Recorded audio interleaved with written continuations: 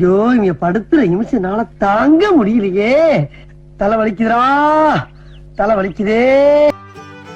அப்ப இந்த கஷாயத்தை பத்தி சொல்லணும்னா நான் கொஞ்ச நாளா இந்த கஷாயம் தான் குடிச்சிட்டு இருக்கேன். அப்ப இந்த கஷாயம் குடிச்சா இருமல் வராது, சளி ரொம்ப பிடிக்காது, நம்ம நல்லா ஸ்ட்ராங் ஆகும். அப்ப இந்த கஷாயம் நீ எப்படி பண்ணுதுன்னு பாப்போமா? இந்த கஷாயத்துக்கு ஃபர்ஸ்ட் என்ன வேணும் அப்படின்னா கொஞ்சோண்டு பெப்பர் போடணும். அடுத்தது இதுக்கு பேர் வந்து கரிஞ்சீரகம். நிறைய பேர் வீட்டில் வந்து கரிஞ்சீரகம் இருக்காது. கரிஞ்சீரகம் இல்லாட்டியும் நோ ப்ராப்ளம். இருந்துச்சு அப்படின்னா ஒரு 1/4 ஸ்பூன் போல கரிஞ்சீரகம் எடுத்து வச்சுக்கோங்க.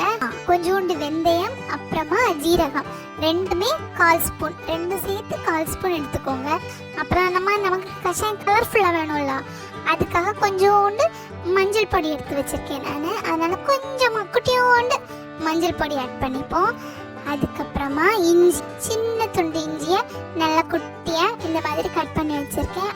பூண்டு வந்து நிறைய சேர்த்துட்டோம் அப்படின்னா ரொம்ப காரமாக இருக்கும்ல, அதனால் கொஞ்சோண்டு பூண்டு சேர்த்தா போதும். 7லேருந்து 10 பல் பூண்டு போதும். இப்போ இது எல்லாத்தையும் சேர்த்து மிக்சி இருந்தால் மிக்சியில், இப்போ நான் இந்த குட்டி உரல் வச்சுருக்கேன்னா இந்த குட்டி உரலுக்குள்ளே போட்டு இது நல்லா நல்லா இடிச்சு இப்படி நல்லா குட்டியாக பொடியாக்கி வைக்கணும். நல்ல பவுடராக வேண்டாம், இப்படி எல்லாமே குட்டியாக இடிச்சு நல்லா சதைச்சு வச்சுருக்கணும்.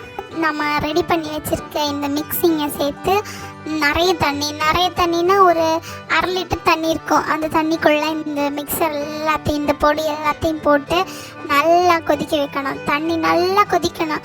இந்த பபிள்ஸ் எல்லாம் நிறைய வந்து ஆவியெல்லாம் நிறைய வந்து தண்ணி நல்லா கொதிக்கிற அளவுக்கு நம்ம வந்து ஃப்ளேமை வச்சுட்டு ஒரு 15 மினிட்ஸ் 20 மினிட்ஸ் ஆகும் நல்லா பபிள்ஸ் வர்றதுக்கு.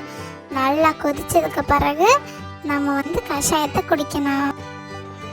இப்போ கஷாயம் ரெடியாக இருக்கு. நம்ம இதை எப்படி குடிச்சு பார்ப்போம். இது எப்படி இருக்குன்னு பார்த்துட்டு நான் சொல்லுவேன். குட்டீஸ் எல்லாம் இதை கண்டிப்பாக குடிக்கணும்.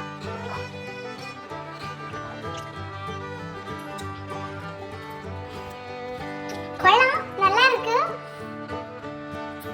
கொரோனா வர்றதுக்கு குடிச்சது கொள்ளலாம்ல, அதனால எல்லாரும் மறக்காம கஷாயம் குடிக்கணும்.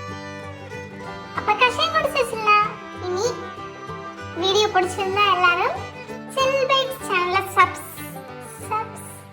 சப்ஸ்கிரைப் பண்ணுங்க.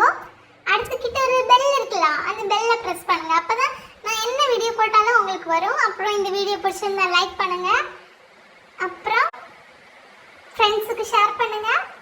அவ்வளோதான். வீட்டில் சேஃபாக இருங்க.